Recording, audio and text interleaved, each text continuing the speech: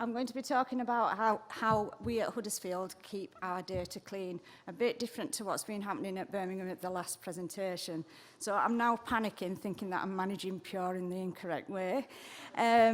So basically, I work for the University of Huddersfield. I'm head of research intelligence, part of research and enterprise. We aren't a Russell Group. We're a post-92 university in the UK, and year on year we're growing in our research and enterprise activities. We have 7 schools, which are art and design, applied sciences, business school, computing and engineering, education, human and health sciences, and music, humanities and media. We've got just over 900 academics, all on teaching and research or research-only contracts. So part of their role is that they have to do research. We're up north. We're based in between Leeds and Manchester, and it's a beautiful part of the country. And we're only a train journey away from London. Our campus is all in one place. We haven't got different campuses all over the city, well, town, sorry. And we're constantly building new buildings all the time. So this is the new Osler building that we've just opened. This is the centre of the campus. This is a new building that's just being built at the moment. And we've got a canal running right through the campus. So a few facts. I'm not going to go through all the facts and all the prizes and all the awards that we've won. But if you're interested in knowing anything more about us, I'd suggest you go to our university website. But big thing is, we're now on the Monopoly board, and there's a Huddersfield edition. So, once upon a time, I've been working for the university for about 12 years now, and my job is research data. And I've been drowning in spreadsheets for years and years and years, getting information out of all the different disparate systems that don't talk to one another, and trying to create information that's going to help the Vice-Chancellor's office to come up with new strategies and policies. But the key thing is, for me, it's always been about trying to have clean data. So for years, I've worked with all the systems. I know where all the problems lie, and we've been trying for years and years and years to clean up the information. This is my team, so we're the research intelligence team. These are a few of our remits. So basically, I head up the ref submission. I check all the HESA returns to make sure they're not going to have an impact on our ref submission. I monitor all the internal KPIs for research and enterprise. I've rolled out Pure, and I manage that. I manage the research fish submission. We look after Scopus, SciVal, ORCID. I do a lot of benchmarking. We look after open access and research data management. So we've got quite a big remit, but everything seems to interlink. So after drowning in spreadsheets, I got the go-ahead to buy a system that would be our single point of truth for all things research. In my head, I was thinking, yes, I'm going to be able to sit back, press a button whenever I want, get the information I want, and be able to read a book and have a cuppa and just chill. But I was so wrong. So whilst in the procurement, always in the back of my head was, we're going to have to make sure we get the data right from the start. And at the University of Huddersfield, we have system owners. So each system is assigned an owner, and they're in charge of all the data integrity and the data quality. We all meet on a regular basis, and we're always making sure that we're not duplicating information in 2 different systems. We agree where something's going to be recorded, and we're always working on improvements with our data. One of the big things that we're working on at the moment is a data dictionary. So for each system, we'll have a dictionary, and they'll be able to understand where we're pulling the data from, where the source data is based, or whether or not we're going to be recording it directly in the system. When we were implementing Pure, I knew that the key thing was the person. Now, in our systems at Huddersfield, we didn't have a unique ID. So we all got together with the Deputy Vice-Chancellor, and we were considering what to use. At first, I had the idea of ORCID, But what we found was academics had gone into ORCID, created one, then forgot the login, created a new ORCID ID, so it wasn't unique anymore. Also, if they didn't affiliate correctly in ORCID, we didn't know about it. So what we've done is we have something called Purse ID that we return to HESA, and at the university, if somebody leaves and then comes back, they still get the same Purse ID. So it's always going to be unique to them.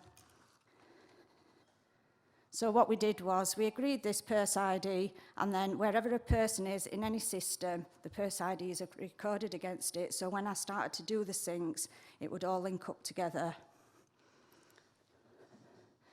So first thing was we decided what we were going to sync. So I knew the ePrints system, which is the HR system, very, very well, and I know the system owner. So we were definitely going to sync with that.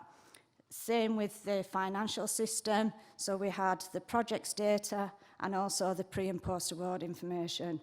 The ACES system I used to work in for years because I used to head up the research office and look after all the PGR students, so I knew that data inside out. And then obviously we needed to link to Active Directory for everybody to have the same login as they do at on the university's other systems. But the big question was ePrints. So what can I say? I'd not really had very much involvement with ePrints before because it had been based in the library. But when I started delving into the data, I found that the classifications of the outputs were very broad. They were classing things that I wouldn't classify as a research output. I would classify them more as an activity or a press media item. And we were running the risk, if we pulled everything in, that we were going to have some dirty data, and that's just not what I wanted here at the University of Huddersfield. So if I wanted clean data, I decided we're going to have to do it manually. And big driver for this was we needed to change the research culture at the university. So everybody had been putting everything into ePrints, and as I explained, things classified as press media were being classified as journal articles, so academics thought they were publishing. I wanted to make sure that the academics could understand the difference between peer-reviewed publishing and actually doing a comment in a press media. So I basically went through the ePrints repository. There were over 6,000 records. I went down every single one of them and decided whether it was an output, an activity, or a press media item, or whether it should actually ever have been in there in the first place. There was only me and one other person. It took us 6 months, but we manually put all the outputs that we wanted into the system. At the same time, I employed a temp who put all the activities in. We didn't want to go live to the academics without everything being in the right place in Pure, so when we opened it up to them, they could see where things actually lived. So yeah, it was quite a mean feat. I'm no librarian. I had to learn quickly all about the open access rules, all the metadata about DOIs, whether something was actually green or gold, because obviously we found out that on campus, because we pay for subscriptions, we could access an output, but it's actually not on gold. It's because we've paid a subscription. So yeah, it was a big learning curve. And luckily over the summer period, we had a number of subject librarians help us with all the other stuff that we needed to get into there. So what happened after the summer was we still decided we're not at a stage to go live to the academics, but what we had was research and enterprise. There was myself and 2 other people that could work in Pure on the activities and everything else. We had one person in the computing services who does all the sync information for us. And then there was a team in the library that was the open access and subscriptions team.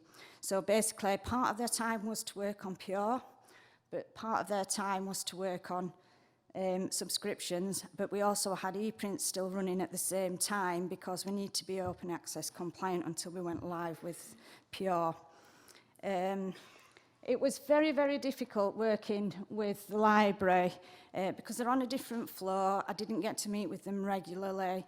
and we just met, say, once every 2 to 3 weeks. They'd ask fire questions at me, and then we'd come up with some ideas, some solutions, and then they'd go away, and then the same would happen 3 weeks later. So what was agreed was that the 4 people would, in rota, come and sit in R&E with my team and work. It worked quite well, but obviously we didn't have any consistency going forward. So after a lot of talking and a lot of discussions, we went eventually live with Pure to the academics in December, and then Pure became the repository, and we no longer started putting things into ePrints. And then what we did was, we have now got a new structure in place that will start in January. I don't know what any other people from the UK will think about this, but basically the library is now in R&E under my management. So we don't have anything to do with the library anymore. But we do, because obviously we talk to the academic librarian, the subject librarians, they advocate open access for us, but the whole team to do with Pure all now sits under my team. So that when we're making changes to, say, affiliations, how we're affiliating people, or if there's any new things that are coming up, we're all talking to one another. If an academic puts something in that they think's an output that's actually an activity, the outputs team can talk to my activities team and say, could you move this over? And then they liaise with the academic. So I've now got, I will have, hopefully by January, 4 people that will be just basically validating research outputs, checking all the journals of publishers, making sure we're OA compliant. They'll be supporting me on the Ref2 outputs, and they look after all the Scopus candidates and all the imports. Then I've got 2 other data assistants that go through activities, events, external persons, prizes, projects. And then what happens is when a new member of staff starts, they look them up, see if they can find an ORCID, put an ORCID in there, put their Scopus ID in there, import as much information through, ready for when they start. We can say, welcome to the university, here's your Pure account, come along to one of our drop-in sessions. I've got a member of staff that looks after the portal, Scopus SciVal, RDM, external logs, and somebody that looks after Ref Impact, and then I do everything else. So we've come a long way. So basically, just over a year ago, we had nothing in Pure. As you can see, the information there. What we do is we validate absolutely every entry that comes into Pure. So if they say they've been to a conference, they've got to give us evidence that they've been to that conference. If they've done press media, they've got to show us the links to that. Nothing gets shown on the portal unless we validated it. I'm really anal about clean data, because my next step is that I want to be starting to do reporting, and I want to be able to put my hand on my heart and tell my Pro-Vice-Chancellor this data is correct.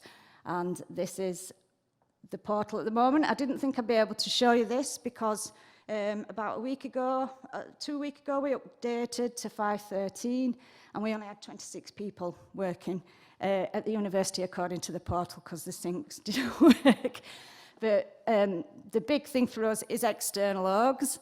We clean it every single week. We learnt lessons from going to the UK user group, listening to other people, and we knew that it feeds the map, and we didn't want anybody landing in the sea, any of our collaborations. So none of our collaborations on the map ever land in the sea because we constantly clean it every week. So thank you. It's nice to know you've learned things from the user group. Yeah. We'll keep doing those. I think picking up on what you've said around cleaning up your external org stuff, it is so important. And whenever I talk to new customers, it's the first thing I say, that's the lesson that I wish we'd have known. Yeah. If anybody could have told us that 6 years ago, then I think we would be in a really different position. Do you, going forward, see that the process you've put in place, do you think that long term you're going to be able to maintain that? And is there a buy-in within the institution to say, yes, we'll put the resource into making sure this is right? Yeah, complete buy-in. I've got a really strong relationship with the Vice-Chancellor's office, and the new structure that I showed you is because I put a case forward and explained that if I didn't have that resource, then we wouldn't be able to submit to REF, we wouldn't be able to do any reporting, and it had been a waste of time by Pure. So yeah, I'm in a very lucky position that I've got good buy-in.